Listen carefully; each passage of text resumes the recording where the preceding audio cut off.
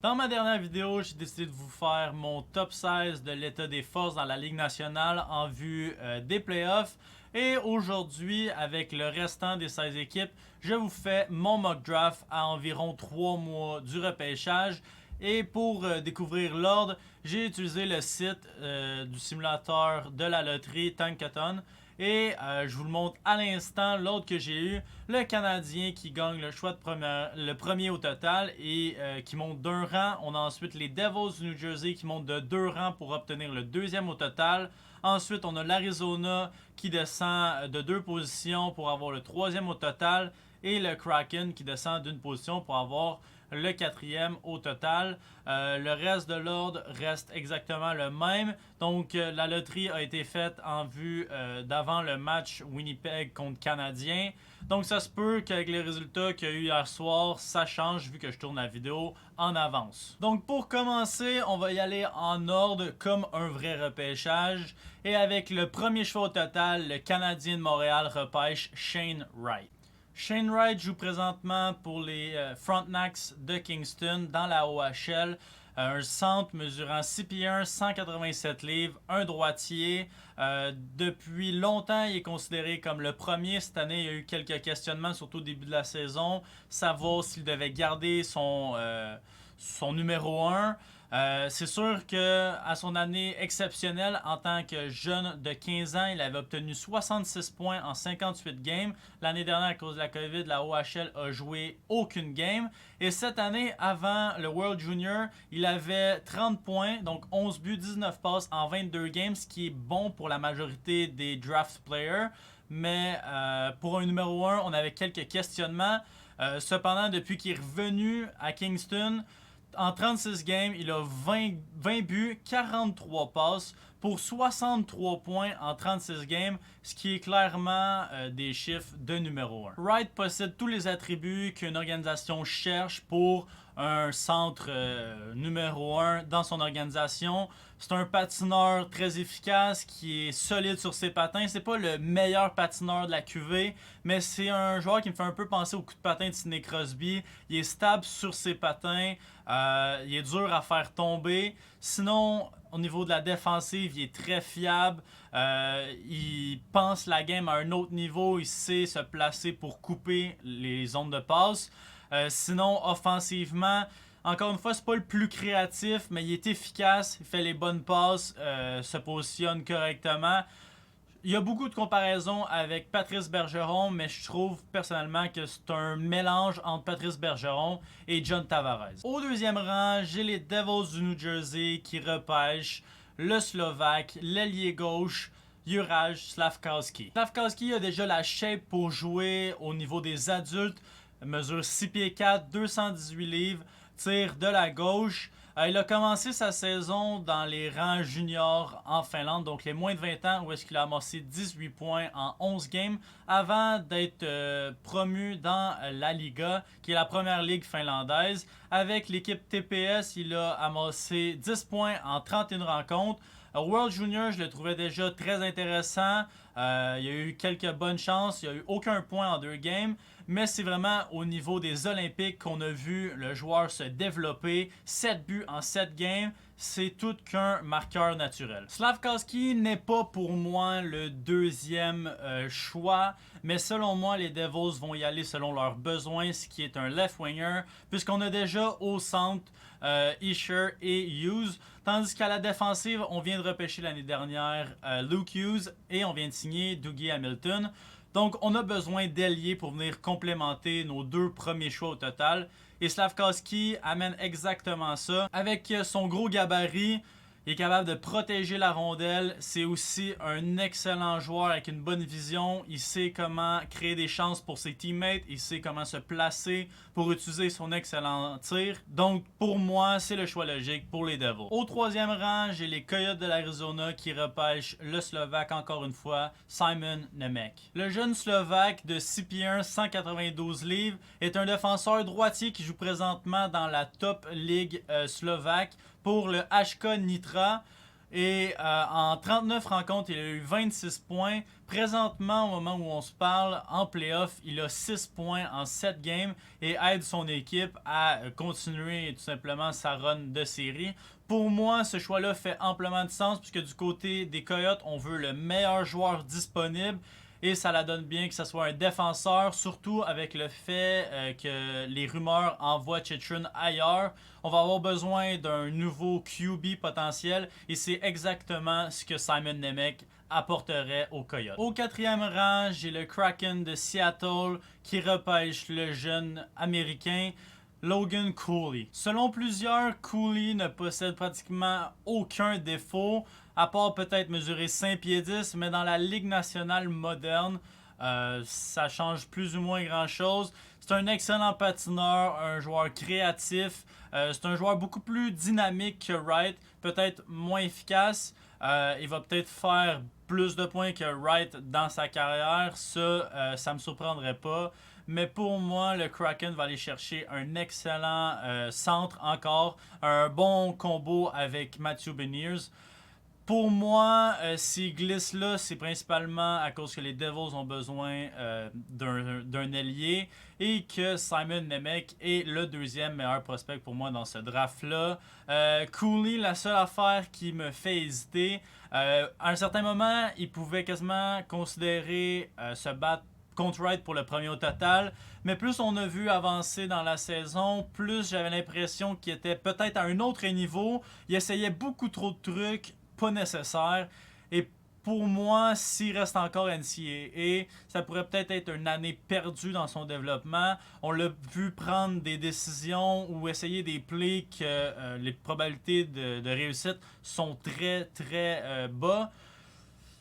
Peut-être que faudrait le sortir de la NCAA, mais il est déjà committed pour le Minnesota State pour l'année prochaine. Donc, ça va être à voir, mais pour moi, Cooley est un excellent joueur et pourrait très bien sortir dans le top. Au cinquième rang, maintenant, les Flyers de Philadelphie. Personnellement, je les vois peut-être transiger ce choix-là. On veut y aller pour comme un retool rapide du côté des Flyers. Mais s'ils gardent leur choix, je pense que la meilleure option pour eux est le centre de Saint-Pied-Neuf, Matthew Savoie. Savoie a présentement 87 points en 63 games dans la West HL. Au début de la saison, il était vraiment dominant. Et là, sa production a vraiment diminué au courant de la saison. Mais ça reste quand même un excellent joueur. Wright a complètement dépassé Savoie au niveau de la production. Mais Savoie est un excellent patineur. Peut-être pas l'explosion de la plupart des petits joueurs puisqu'il mesure seulement 5 pieds 9. Mais au niveau de prendre la rapidité, ses crossovers sont son meilleur attribut. Il peut passer au travers de n'importe qui en zone neutre. Il est un excellent passeur, un excellent tireur et c'est pour ça qu'il est utilisé comme le half-wall au powerplay, donc le joueur qui chill en plein milieu de la slot. C'est un excellent joueur pour moi, 5 pieds 9, 179 livres, un droitier. Je pense qu'au niveau des Flyers, c'est le meilleur joueur à repêcher. Selon moi, Savoie ne sera pas un centre dans la Ligue nationale, mais bien un allié. Au sixième rang, j'ai les Sénateurs d'Ottawa qui repêchent du programme de développement américain Frank Nazar. Nazar a joué à l'aile droite de Cooley pour la grande majorité de la saison. C'est aussi un centre, lui qui a amassé 62 points en 49 rencontres avec le programme de développement américain.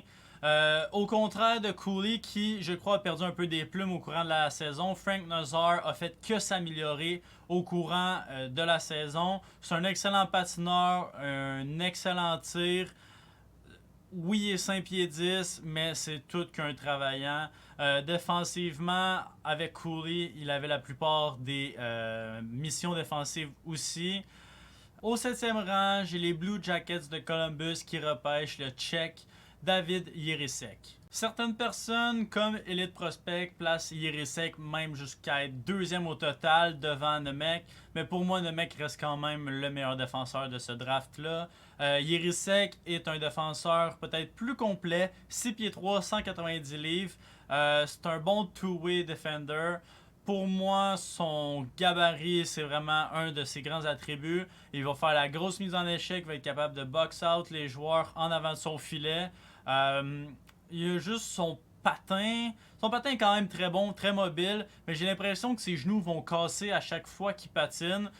C'est peut-être juste mon opinion à moi, mais ça n'empêche pas quand même d'être rapide, d'être mobile. Donc pour moi, après avoir repêché Ken Johnson et Cole Sillinger, les Blue Jackets vont se tourner vers un défenseur. Au 8e rang, j'ai les Sabres de Buffalo qui repêchent le Finlandais Joakim Kemell. Pour moi, avec la signature de Power et l'émergence de Rasmus Dahlin, il est clair que du côté des Sabres, on va continuer d'aller chercher le talent naturel à l'offensive. Et c'est peut-être quelque chose qui manque dans le prospect pool qui est déjà insane des Sabres. Un scoreur naturel et Kemell est exactement ça. J'ai jamais vraiment compris le hype de Kemell. Il a eu un excellent début de saison, mais jamais je le plaçais dans le top 3, voire top 5. Là, à la 8e place, je pense que ça fait quand même assez du sens. Au World Junior, on n'a pas vu grand-chose de lui, mais dans sa saison dans la Liga, il a fini avec 15 buts, 8 passes, 23 points en seulement 39 rencontres. En 9e position, et il y a bien seulement les Red Wings pour faire ce choix-là, je pense qu'on va y aller avec un pick peut-être un peu controversé et y aller avec le centre finlandais Brad Lambert. Depuis qu'Yzerman est arrivé à Détroit, on l'a vu faire plusieurs picks qui étaient controversés au moment et qui se sont avérés à être d'excellents choix. Juste l'exemple de Moritz Seider. Mais du côté de Brad Lambert, je vous invite à essayer de trouver un prospect qui fait moins l'unanimité. En 49 rencontres dans la Liga, il a 10 points. Mais au World Junior, en 2 games, il a 5 points. Il a lâché son équipe Jeep après 24 rencontres pour aller avec son équipe les Pelicans, où est-ce qu'en 25 rencontres, il a eu seulement 4 points. C'est un excellent patineur dynamique, de très bonnes mains. Sa shot n'est peut-être pas son meilleur attribut. Au niveau de la défensive, va falloir travailler encore parce qu'il est peut-être pas au niveau de la NHL. Mais si il y a un joueur qui possède tous les outils pour être un excellent joueur de hockey, c'est bien Brad Lambert. Et je pense qu'une des raisons pourquoi il a droppé autant, lui qui était pour la plupart au début considéré comme le 2e au total, c'est à cause de sa production. On a vu entouré de bons joueurs ce qu'il était capable de faire. Je pense que les Red Wings et Yzerman vont être capables d'amener son développement à un autre niveau et pourquoi pas sortir de là avec un vol à la 9e position. Pour conclure notre top 10, et à la 10e position, j'ai les Sharks de San Jose qui repêchent le Suédois Jonathan Lekkerimäki. Lekkerimäki mesure 5 pieds 11, 172 livres, un ailier droite. En seulement 26 rencontres, il a eu 7 buts, 2 passes pour un grand total de 9 points. C'est peut-être pas sa vision de jeu, son meilleur attribut. Ça va être quelque chose certainement à travailler avant de rejoindre la Ligue nationale.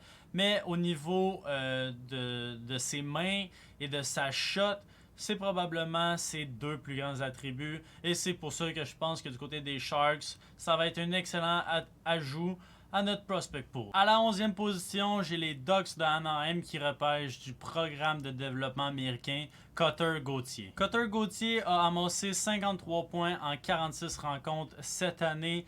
Pour moi, c'est le joueur parfait à venir compléter la ligne de Zegras et Terry. Peut-être pas pour l'année prochaine, mais bientôt. Sa force, c'est qu'il est 6 pieds 3, 194 livres. C'est un joueur physique, un travailleur acharné. Et sur le forecheck, il est quand même très rapide. On dit que le forecheck est une de ses grandes forces. C'est aussi un très très bon playmaker. En 12e position, j'ai les Blue Jackets de Columbus qui repêchent l'ailier russe Danila Yurov. Malgré que Yurov a obtenu aucun point en 21 rencontres dans la KHL, Yurov est un joueur très très complet, que ce soit offensivement et défensivement. C'est un bon patineur, il est très bon sur la protection de rondelles.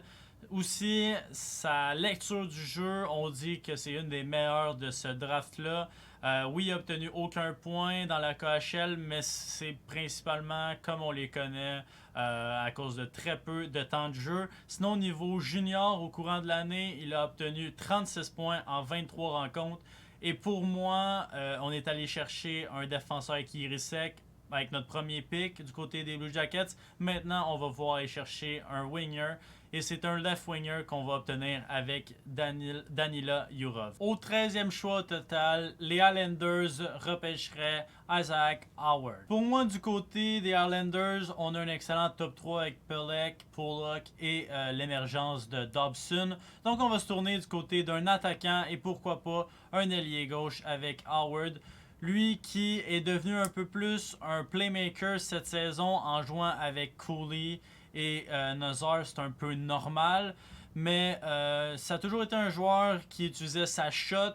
Donc peut-être qu'au niveau de la Ligue nationale, va revenir à être plus un sniper. Au 14e rang, j'ai les Jets de Winnipeg qui repêchent le défenseur Denton Mateychuk. Pour moi, du côté des Jets, on a une excellente attaque. Je pense qu'il va y avoir des changements au courant de l'été. Mais il nous manque principalement un pilier défensif. On a Morrissey qui connaît quand même une bonne saison. Mais Mateychuk est tout ce qu'il y a des nouveaux défenseurs offensifs modernes.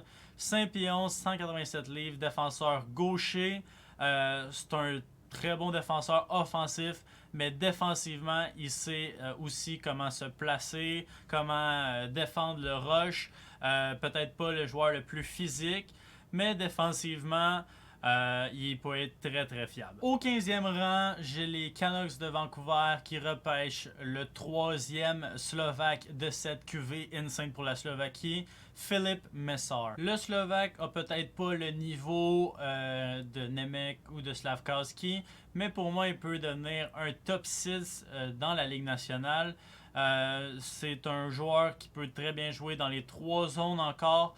On dit que c'est un excellent patineur qui carry le puck. Et pour moi, du côté des Canucks, on a besoin exactement de ça. Surtout que cet été, on va devoir se débarrasser de soit JT Miller, Brock Besser ou Connor Garland. Pour ce dernier pick de cette vidéo, mock draft avec le choix des Golden Knights de Vegas, les Sabres de Buffalo repêchent Connor Geekie. Du côté des Sabres, on aurait peut-être pu se tourner vers un défenseur comme Mintyukov, Korchinski ou même Nelson.